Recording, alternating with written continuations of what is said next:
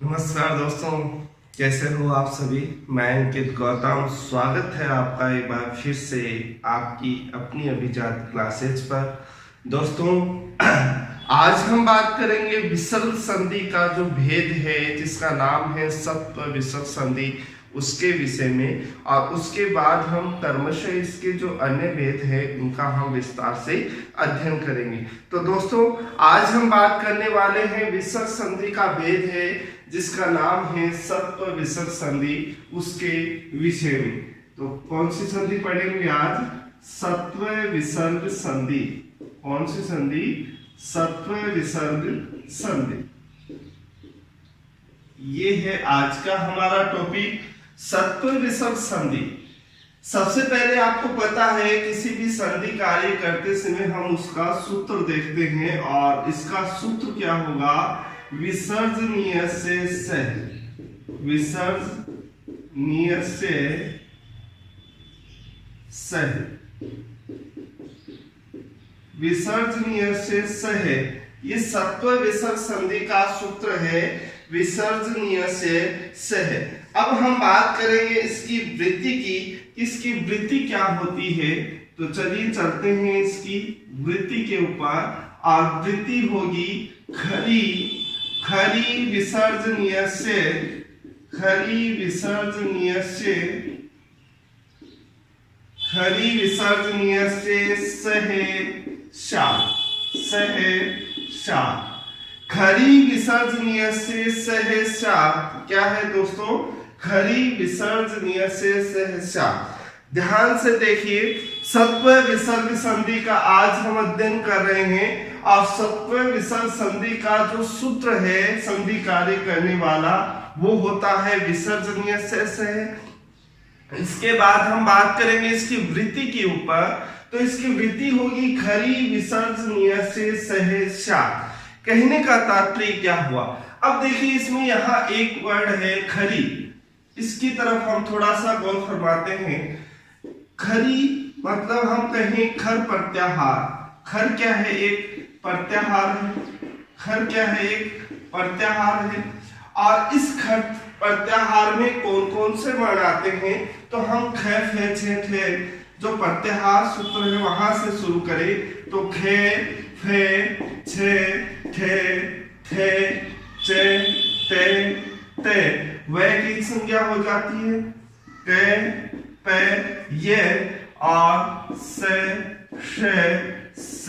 और रे। कहने का तात्पर्य है कि जो खर प्रत्याहार है, इस खर प्रत्याहार के अंतर्गत आने वाले वर्ण कौन कौन से हैं? ये हैं। अतः हम कह सकते हैं कि यहाँ पर देखिए कैवर का के आ गया, फिर चेवर का चे है, तेवर का टे, तेवर का ते और पेवर का पे। अतः हर वर्ग का पहला वर्ण है। फिर आ रहा है के वर्ग का खे, चेवर का छे, टेवर का ठे, तेवर का थे और पेवर का फे, और उसके अलावा से और से। ठीक है। अतः हम कह सकते हैं कि जो खर प्रत्याहार होता है, इस खर प्रत्याहार में वर्ग का पहला और दूसरा वर्ण, और इसके अलावा तालव्य से, मूर्धन्य से और दंत्य से, ये आते हैं खर प्रत्याहार में आने वाले वर्ण। खर प्रत्याहार में आने वाले कौन से वर्ण हैं? हर वर्ग का पहला और दूसरा वर्ण, या से और से। ये क्या है? खर प्रत्याहार के वर्ण हैं। ठीक है दोस्तों, तो ध्यान से देखिए, ये सूत्र क्या कह रहा है? ये सूत्र कह रहा है विसर्जनीय से, मतलब विसर्ज मतलब विसर्ग अश्व का, विसर्ग का क्या हो जाता है? स हो जाता है। क्या हो जाता है? स हो जाता है। ये कह रहा है खरी विसर्जनीय से सा, कि यदि विसर्ग के आगे, ध्यान से देखना, यदि विसर्ग के आगे कोई भी खर वर्ण आ जाए, क्या आ जाए? खर वर्ण आ जाए। अब खर वर्ण कौन सा होता है? अभी हमने देखा था वर्ग का पहला और दूसरा वर्ण, और इसके साथ साथ स, श और स। ठीक है। यदि विसर्ग हो और विसर्ग के बाद में कोई भी खर वर्ण हो, मतलब किसी भी वर्ग का पहला दूसरा वर्ण या स हो, तो ऐसी स्थिति में हम क्या करेंगे, ऐसी स्थिति में हम क्या करते हैं, इस विसर्ग को किस में बदल देते हैं, स में बदल देते हैं। और कौन सा स होना चाहिए, सिर्फ दंत्य स ही होना चाहिए। ठीक है, ये है इस सूत्र का अभिप्राय, या हम कहें इस सूत्र का मतलब कि यदि विसर्ग आ रहा है और विसर्ग के बाद में खर वर्ण आते हैं तो हम विसर्ग को किस में बदल देते हैं, स में बदल देते हैं। ध्यान देने योग्य बात क्या है, ध्यान रखने वाली बात ये है कि याद रखें कि विसर्ग को सिर्फ हम दंत्य स में ही परिवर्तित करते हैं, लेकिन इसके साथ साथ हमें कुछ अन्य बातों का भी विशेष ध्यान रखना है, और वो अन्य बात कौन कौन सी हैं उसके ऊपर चलते हैं। तो दोस्तों ये समझ में आ गया होगा, हम कुछ विशेष बातों के ऊपर गौर करते हैं। ध्यान रखें 3 स्थितियां, और इसके अलावा हम कुछ और जो स्थिति है उनकी ओर गौर फरमाएंगे। सबसे पहला जो है उसका विशेष ध्यान आपको ये रखना है कि यदि विसर्ग के बाद में खर पड़ता, और मैंने खर में क्या बताया, हर वर्ग का पहला और दूसरा, तो क और ख का पहला दूसरा वर्ण आ गए, ठीक है। और फिर च वर्ग का क्या आ गया, च और छ, ट वर्ग का ट और ठे, त वर्ग का त और थे, और प वर्ग का प और फ। ठीक है, यही चीज हमने देखी है। तो इसकी तरफ देखिए, ध्यान से देखना। यदि विसर्ग के बाद में, यदि विसर्ग के बाद में क्या हो दोस्तों, यदि विसर्ग के बाद में त या थे आ जाए, क्या आ जाए, त या थे, या हम यहां से शुरू करें, च या छ आ जाए। यदि विसर्ग के बाद च या छ हो तो हम इस विसर्ग को किसमें बदल देंगे, स में बदल देंगे। ठीक है, अब आप कहेंगे सर ये स में, अभी तो आपने कहा था कि विसर्ग के बाद में कोई भी ये वर्ण आ जाते हैं तो विसर्ग को हम किसमें बदलते हैं, सिर्फ दंत्य स में ही बदलते हैं। लेकिन यहाँ पर तालव्य स कैसे लिखा, तो चलिए लिख देते हैं, इसको दंत्य स कर देते हैं, ये कर दिया दंत्य स। ठीक है, लेकिन याद रखना दोस्तों, इस स के बाद में कोई भी ये वर्ण आते हैं तो हमने एक सूत्र पढ़ा है, स्तोहो स्चुना स्चु, स्तोहो स्चुना स्चु, याद आ रहा है, स्तोहो स्चुना स्चुहु। इस सूत्र से क्या हो जाता है, इस दंत्य स को, इस दंत्य स को किस में बदल देते हैं, इस दंत्य स को इस तालव्य स हो जाता है। ठीक है, दूसरी स्थिति, यदि विसर्ग के बाद, यदि विसर्ग के बाद में ट या ठे आ जाता है तो ऐसी स्थिति में हम क्या करेंगे, ऐसी स्थिति में हम इस विसर्ग को तो दंत्य स में बदलते हैं, आपको पता ही है। लेकिन यहां पर भी हम क्या करते हैं, यहां पर भी हम क्या करेंगे, स्टुना स्टुहु, स्टुना स्टुहु सूत्र के द्वारा इस स को हम किस में बदल देंगे, मूर्धन्य श में बदल देते हैं। सॉरी, किसमें बदल देते हैं, मूर्धन्य श में बदल देते हैं। एक बार इसके कुछ एग्जाम्पल हम देखेंगे। जैसे देखिए, इसका हम एक एग्जाम्पल देखें, पुनः धन च, संधि विच्छेद है दोस्तों, पुनः धन च। ठीक है, यहां पे क्या आ रहा है, विसर्ग आ रहा है, और 100% आप इस बात का विशेष ध्यान रखें, विसर्ग संधि में पूर्व पद के आगे विसर्ग जरूर आता है। तो विसर्ग आ रहा है और विसर्ग के बाद में क्या आ रहा है, च वर्ण आ रहा है। तो हम क्या करेंगे, इस विसर्ग को हम किसमें बदल देंगे, दंत्य स में बदल देते हैं। ये हमने देखा था कि यदि विसर्ग के बाद किसी भी वर्ग का पहला या दूसरा वर्ण आए तो विसर्ग का हमने इस से कर दिया और आगे क्या है चे। क्लियर।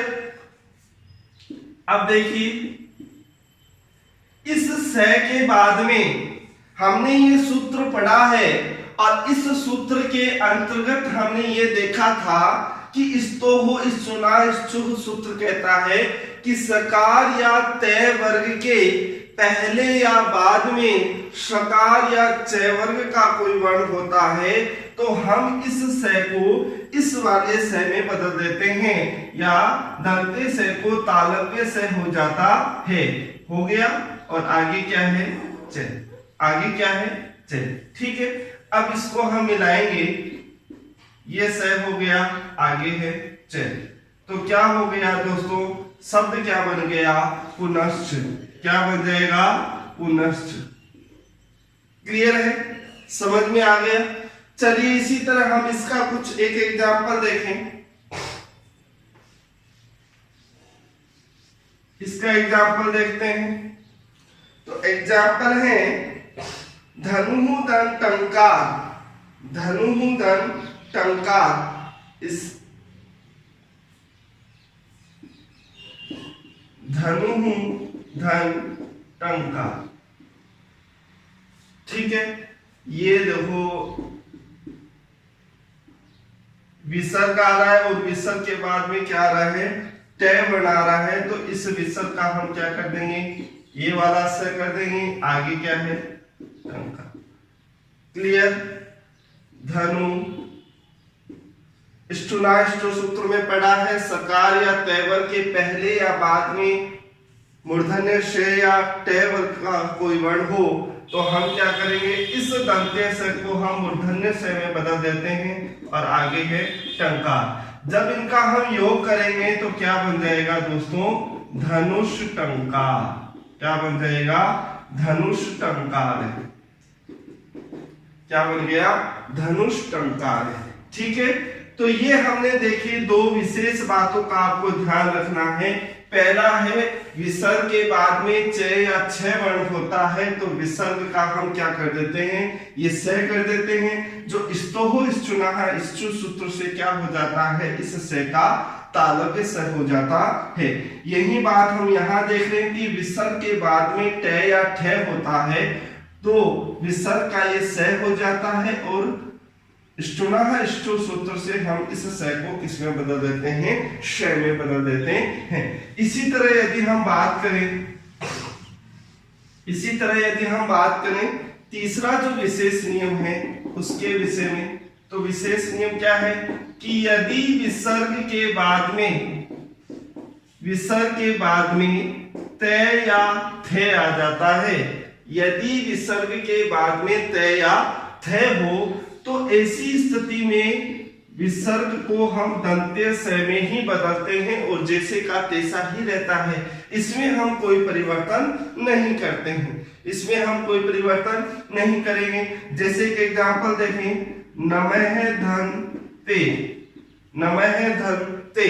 यहां देखिए विसर्ग आ रहा है और विसर्ग के बाद में क्या आ रहा है, तय वर्ण आ रहा है। तो ऐसी स्थिति में क्या होगा, इस विसर्ग को हम किसमें बदल देते हैं, इस वाले दंते से में। ये लो, और ये पद क्या बन जाएगा, नमस्ते। क्या बन जाएगा दोस्तों, नमस्ते। ठीक है। तो अब देखिए हमने कुछ देखा, चय या छह के विषय में हमने यहां देख लिया, तय और ठय के विषय में देख लिया, तय और ठय के विषय में देख लिया। बचा क्या, कैक है और पैप है। इसके विषय में भी आपको हम देखने वाले हैं। तो एक बात मैं आपको विशेष रूप से बता दूं, यदि आपको ये चीज दिमाग में नहीं रहती है तो कोई बात नहीं, आप इसको ऐसे भी कर सकते हैं कि यदि विसर्ग के बाद में चय या छह आता है तो विसर्ग को इस वाले छह में बदल देते हैं।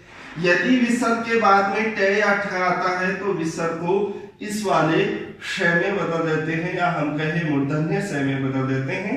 और यदि विसर्ग के बाद तय या थ वर्ण आता है तो हम विसर्ग को दंत्य स में बदल देते हैं। इस तरीके से आप इसको याद रख सकते हैं। चलिए अब हम बात करते हैं इसका जो चौथा जो विशेष नियम है उसके विषय।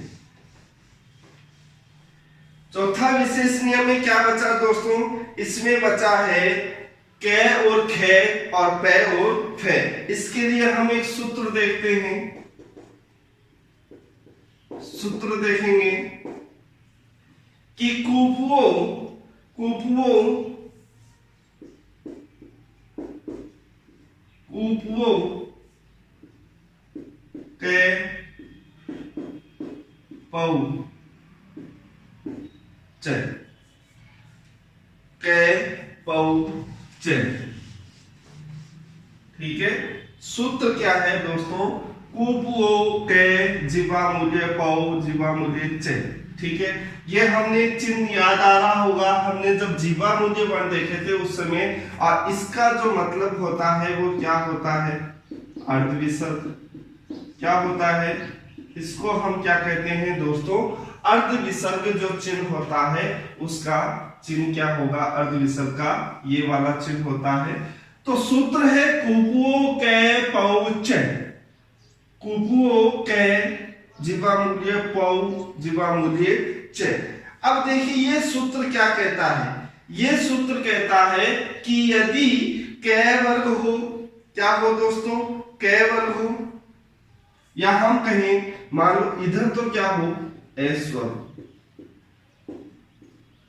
इधर क्या हो, एस वर्ग हो, और उस एस वर्ग के बाद में क्या हो, विसर्ग हो। ठीक है, और इस विसर्ग के बाद में यदि आपको कै या खे मिल जाता है, या हम कहें पै या फे मिल जाता है। ध्यान देना दोस्तों, मैं कह रहा हूं यदि विसर्ग से पहले एस स्वर आता है और विसर्ग के बाद में कै खे या पे फे, इन तीनों का हमने अध्ययन कर लिया था, बचा था कै खे और पे फे। तो कै खे या पे फे आ जाते हैं। तो ऐसी स्थिति में हम क्या करेंगे, ऐसी स्थिति में विसर्ग का तो विसर्ग ही रहेगा, विकल्प से यहां क्या होगा दोस्तों, विकल्प से विसर्ग का विसर्ग ही रहेगा, विसर्ग का विसर्ग ही रहेगा।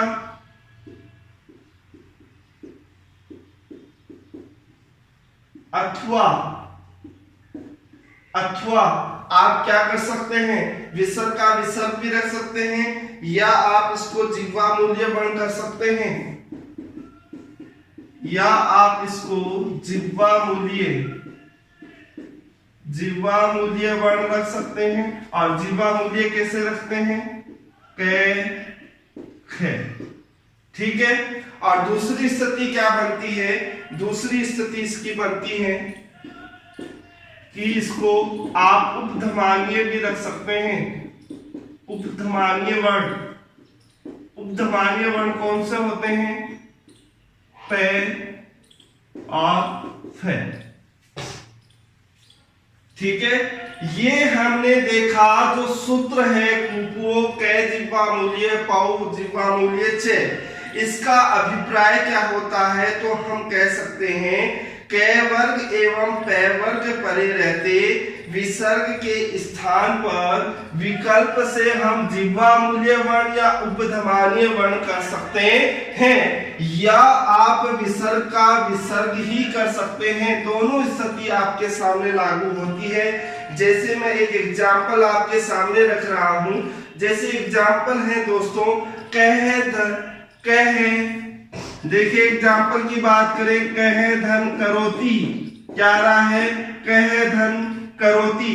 तो ऐसी स्थिति में इसका संधि युक्त पद आप क्या करेंगे, तो हमने लिखा कि यदि विसर्ग के बाद में कै या खे आ रहा हो, यदि विसर्ग के बाद कै या खे हो, तो ऐसी स्थिति में आप दो शर्तें यहाँ लागू होती हैं, या तो आप विसर्ग को विसर्ग ही रहने दे, तो हम क्या लिख देंगे इसको, कहे करोती, कहे करोती। ठीक है, या आप क्या कर सकते हैं, इसका जिह्वा मूल्य वर्ण कर सकते हैं। जैसे विसर्ग का क्या कर देंगे आप, जिह्वा मूल्य, और ये हो जाएगा इस तरीके से, और ये बन जाएगा कै जिह्वा मूल्य करोती।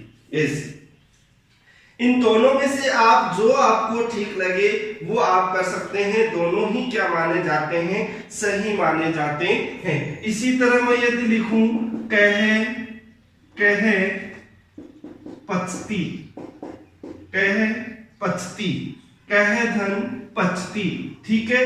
तो यहां देखिए विसर्ग आ रहा है और विसर्ग के बाद में पै भी आ रहा है। तो ऐसी स्थिति में आप दो शब्द यहां लागू कर सकते हैं, या तो विसर्ग को विसर्ग ही रहने दो और ये क्या बन जाएगा, कहे पचती, क्या बन गया, कहे पचती। या आप क्या कर सकते हो, इसका उपधमान्य वर्ण कर सकते हो और ये क्या बन जाएगा, कहे पचती, पचती, ठीक है। और ये दोनों ही क्या माने जाते हैं, सही माने जाते हैं। इसी तरह आप करना चाहो तो देखिए अन्य एग्जाम्पल, कहे दन फलती, कहे दन फलती। यहां भी विसर्ग के बाद फे आ रहा है तो उपधमान्य वर्ण, तो यहाँ आप विसर्ग का विसर्ग भी रख सकते हैं, या आप दूसरी शब्द लागू करना चाहें तो उपधमान्य का चिन्ह लगा के कह फलती भी कर सकते हैं। दोनों ही क्या माने जाते हैं।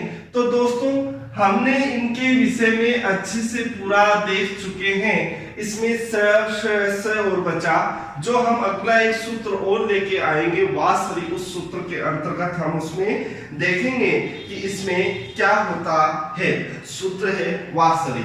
आज हम सिर्फ इतना ही अध्ययन करेंगे। अगले वीडियो में हम बात करेंगे इसके जो अगला सूत्र है उसके विषय में। एक बार मैं फिर से रिपीट कर देता हूं कि यदि विसर्ग संधि में क्या होता है, सत्व विसर्ग संधि का सूत्र होता है विसर्जनीय से सह, वृत्ति क्या होती है, खरी विसर्जनीय से सहसात। कहने का तात्पर्य हुआ कि यदि विसर्ग के बाद में खर वर्ण कोई हो तो विसर्ग को हम इस दंत्य से में बदल देते हैं। किसमें बदल देते हैं, दंत्य से में बदल देते हैं। कुछ स्थिति हमने यहाँ पर देखी, एक बार फिर से मैं आपको बता देता हूँ शॉर्ट में। याद रखना दोस्तों, यदि विसर्ग के बाद में आपको च या छ दिखाई देता है तो इस विसर्ग को आपको किसमें बदलना है, स में बदलना है। किसमें बदलना है, स में। ये मैं बता रहा हूं आपको पहली स्थिति कि यदि विसर्ग हो और विसर्ग के बाद च या छ वर्ण आ जाता है तो आप विसर्ग को इस तालव्य स में बदल देना। शॉर्ट में बता रहा हूं। वैसे विसर्ग का क्या होता है, दंत्य स होता है, और दंत्य स को हम चुना सूत्र से तालव्य स में बदल देते हैं। लेकिन इतना लंबा अगर आपको याद नहीं रहता है तो शॉर्ट में आप इतना ध्यान रखें कि यदि विसर्ग आ रहा है और विसर्ग के बाद च या छ वर्ण दिखाई देता है तो आप विसर्ग को इस वाले स में बदल दे दो। दूसरी स्थिति, यदि विसर्ग हो और इस विसर्ग के बाद में आपको ट या ठ वर्ण दिखाई देता है तो इस विसर्ग को आप मूर्धन्य श में बदल दो। क्लियर। और यदि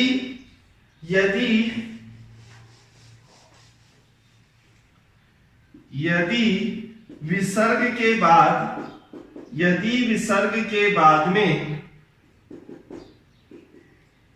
त या थ वर्ण हो तो आप इस विसर्ग को दंत्य स में बदल दो।